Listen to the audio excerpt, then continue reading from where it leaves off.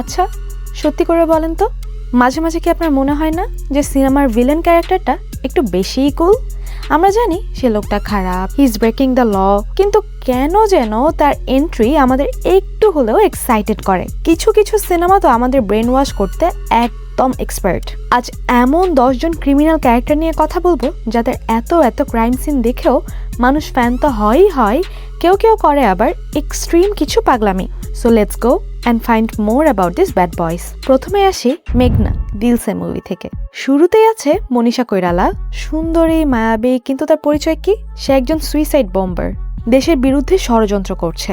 অথচ সিনেমায় Shahrukh মনীষার onscreen chemistry এত বেশি রোমান্টিসাইজ করা হয়েছে যে আমরা ভুলেই যাই সে আসলে ছিল একজন টেররিস্ট যে শত শত মানুষকে মারার প্ল্যান করছে। ইভেন অডিয়েন্সও কনফিউজড, এটাকে কি বলবে, লাভ স্টোরি নাকি টেররিজমের গ্লোরিফিকেশন?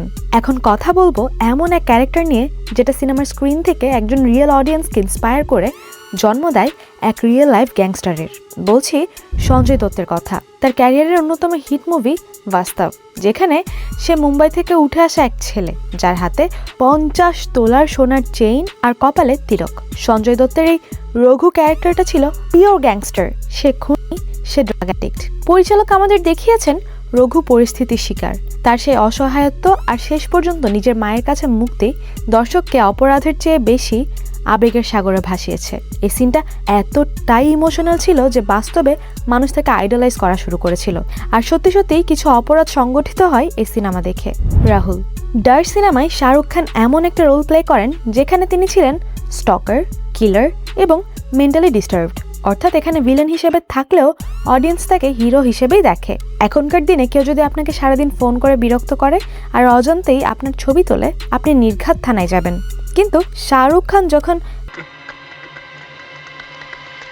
বলে স্টকিং করতো, তখন মেয়েরা তার প্রেমে পড়তো। রাহুল একজন সাইকোপ্যাথ ছিল, কিন্তু শাহরুখের সেই মাসুম চেহারা আর অভিনয়ের দাপটে সিনেমার আসল হিরো সানি দেওল সাইডলাইন হয়ে গিয়েছিল। ক্রাইম এখানে হয়ে গিয়েছিল ম্যাডলি ইন লাভার সিম্বল।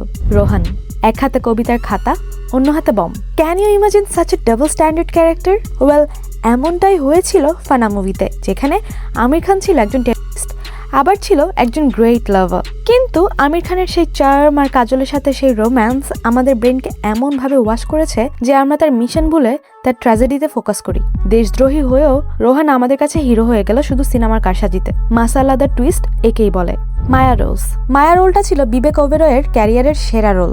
মায়া রোজ ছিল রিয়েল লাইফ ক্রিমিনাল, কিন্তু পর্দায় তাকে যেভাবে কুলভাবে রিপ্রেজেন্ট করে দেখানো হয়েছে তাতে মনে হচ্ছিল যে সে কোনো রকস্টার। তার অপরাধগুলোকে গ্ল্যামারাইজ করা হয়েছে এমনভাবে যে ইয়াংস্টাররা সবাই তার মতো ব্যাডাস হতে চাইতো। এটাই সিনেমার পাওয়ার। ওয়েল, যদিও মুভির শেষের দিকে ক্যারেক্টারের প্রাণ চলে যায় এবং এটাই জাস্টিস ডিজার্ভ করে, বাট এত কুল একটা ক্রিমিনাল কোনো না কোনোভাবে অডিয়েন্সকে হুক করে ফেলেছিল। রণবীর কুলনেসের কথা যখন বলছি, তখন আসা যাক রণবীর কাপুরের কাছে। Latest sensation the alpha beast Ranveer Singh. সে একজন মাস্কিলার, চিটার আর ভয়ঙ্কর জেদি, কিন্তু সিনেমার হাই ভোল্টেজ বিট আর রণবীরের সেই অ্যানিমাল লুক আমাদের অ্যাড্রেনালিন বাড়িয়ে দেয়। আর তার অপরাধকে এখানে জাস্টিফাই করা হয়েছে বাবার প্রতি ভালোবাসা দিয়ে। আসলে সে একজন ডেঞ্জারাস ক্রিমিনাল, কিন্তু সন্দীপ রেড্ডি ভাঙা ডিরেকশন তাকে বানিয়েছে মডার্ন যুগের আইকন। ডন, শাহরুখের সেই আইকনিক ডায়লগ মনে আছে? ডন কো পকড়না মুশকিল হি নেই, নামুমকিন হ্যায়। ডন এখানে একজন ড্রাগ লর্ড। সে বেমান, কিন্তু তার বিলাসবহুল লাইফস্টাইল, প্রাইভেট জেট আর স্মার্টনেস আমাদের মুগ্ধ করে। সে কোনোদিন ভালো হতে চায়নি আর কখনো চেষ্টাও করেনি। আর তার এই ব্যাড বয় ইমেজটাই আমাদের কাছে সবচেয়ে ইন্টারেস্টেড জায়গা ছিল। রকি, ওয়েল, কেজিএফ এর হাইপ নিয়ে তো সবারই জানা। এর অ্যাকশন সিনগুলো রীতিমতো গুজ বাম্প এনে দিয়েছিল। আর রকি ভাই যে একজন গ্ল্যামারাস গোল্ড স্মাগলার এবং যার প্রতিটি ক্রাইম রক্তের গঙ্গা বইয়ে দেয়, সে সংসদে ঢুকে পড়ে, পুলিশ স্টেশন উড়িয়ে দেয়, আরও কত কি। কিন্তু এগুলো কি হিরোর কাজ হওয়া উচিত ছিল? একদমই না। কিন্তু তার মাকে দেয়া সেই ইমোশনাল কমিটমেন্ট আর রয়্যাল স্টাইল আমাদের অন্ধ করে দিয়েছে। আর আমরা হুট করে ভায়োলেন্স পছন্দ করতে শুরু করলাম। সেই ভায়োলেন্সকে যদি আর্ট বলা হয়, তবে রকি সে আর্টের ওস্তাদ। রেহমান ডাকাইত, অক্ষয় খান্নার সেই কোল্ড লুক, যেখানে সে একজন টেররিস্ট, কিন্তু তার রয়্যাল এন্ট্রি আর কথা বলার স্টাইল কোনো হিরোর চেয়ে কিন্তু কম নয়। সচরাচর সিনেমায় ভিলেনকে বোকা দেখানো হয়, কিন্তু এখানে সে সুপার স্মার্ট। তার ইন্টেলিজেন্স আর সোয়াগ দর্শকদের ফ্যান বানিয়ে দিয়েছিল। অপরাধী হয়েও সে স্ক্রিন দখল করে রেখেছিল রাজকীয়ভাবে। পুষ্পারাজ তালিকার একদম 1 নম্বরে আছে পুষ্পারাজ। সে একজন চন্দন কাঠ পাচারকারী, আইন ভাঙাই তার নেশা। কিন্তু আল্লু অর্জুনের সেই কাঁধ বাঁকিয়ে হাঁটা আর পুরো অডিয়েন্স মহলকে পাগল করে দিয়েছে। সে স্মাগলার হলেও তাকে একজন রবিনহুড হিসেবে দেখানো হয়েছে, এমনকি একটা জায়গায় তাকে গড হিসেবেও গ্লোরিফাই করা হয়েছে। ওয়েল, অপরাধ যখন সোয়াগের সাথে মিশে যায় তখন পুষ্পার মতো হিরোর এন্ট্রি হয় বলাই চলে। সো এতগুলো ক্যারেক্টারের মধ্যে কোনটা আপনাদের কাছে সবচেয়ে ইন্টারেস্টিং আর স্পাইসি লেগেছে? Do let me no in the comment section.